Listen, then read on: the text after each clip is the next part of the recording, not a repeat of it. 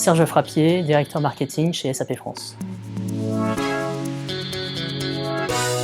La technologie en mémoire, c'est simplement la capacité d'exploiter l'information à la volée sans avoir ces contraintes d'accès, de temps d'accès à la donnée. Si je prends une image, avant, et ça c'était aussi la force d'SAP à l'époque, le transactionnel, on peut le considérer un peu comme le corps humain. C'est-à-dire on avait une coordination des membres, des jambes, des bras, ça c'est les processus de l'entreprise. Le décisionnel, on peut le représenter, si on prend la même image, comme la tête du corps, sauf qu'à l'époque, cette tête était déconnectée du corps et regardait plutôt derrière. Pourquoi? Parce que les contraintes technologiques faisaient que pour accéder à l'information, il y avait des contraintes de temps, de délai de réponse. Et donc aujourd'hui, on a cette capacité à la fois de traiter des transactions, de faire tourner le corps humain, mais aussi d'analyser en permanence toutes les informations et donc d'orienter la manière dont je marche.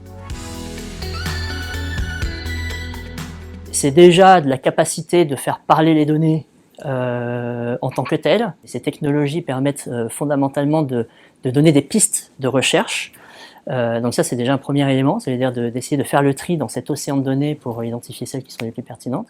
Mais c'est aussi en effet la capacité d'être plus performant et d'être plus proactif potentiellement dans les processus. On va pouvoir anticiper ce qui va se passer, prendre en compte mon écosystème et donc être capable d'agir et de décider de mon action en fonction de ce que j'anticipe de ce qui va arriver. On a aussi cette technologie qui est utilisée pour pouvoir améliorer l'interaction entre l'utilisateur et son système d'information pour lui faciliter la vie, notamment en automatisant beaucoup de choses grâce à l'intelligence artificielle, mais aussi en interrogeant de manière beaucoup plus simple le système pour avoir les réponses à ces questions.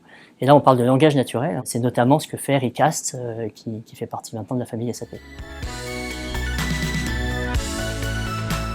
On a aujourd'hui une capacité d'offrir de manière la plus complète possible, je pense, l'ensemble des strates nécessaires pour pouvoir exploiter et maximiser cette opportunité qu'offrent aujourd'hui ces nouvelles technologies. D'abord sur la gestion de la donnée elle-même, c'est-à-dire que tout ça ne fonctionne que si on a des données à un moment donné, si on sait les récupérer, s'appuyer dessus. Et là, on a notamment, nous, une plateforme qui s'appelle Data Hub. Ensuite, on a les outils d'analyse en tant que tels dont on parlait, qui sont de plus en plus performants dans leur interaction et dans l'interface qu'ils offrent avec les utilisateurs. Et puis au milieu, il y a ces nouvelles technologies. On a parlé de machine learning, de conversational tools avec Recast. Et ça, c'est vraiment des technologies qui permettent d'augmenter l'expérience et la performance. On a la capacité d'offrir de bout en bout l'ensemble des piliers nécessaires, mais on est aussi capable de s'intégrer avec toute solution du marché pour s'adapter aussi aux choix et aux stratégies de nos clients.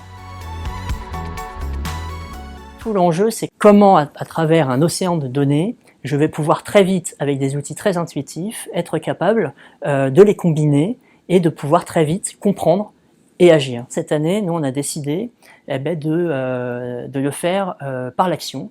C'est-à-dire que plutôt que de beaux discours, c'est de faire vivre l'expérience à nos interlocuteurs, à nos visiteurs. Et donc, on vous invite en effet à venir. On a gamifié l'opération. Nous, on parle de Big Insight, on parle plus de Big Data. Et donc, pour cela, on a pensé à un jeu, professeur de Big Data, pour faire manipuler, pour faire découvrir ce que c'est que réellement ce Big Insight.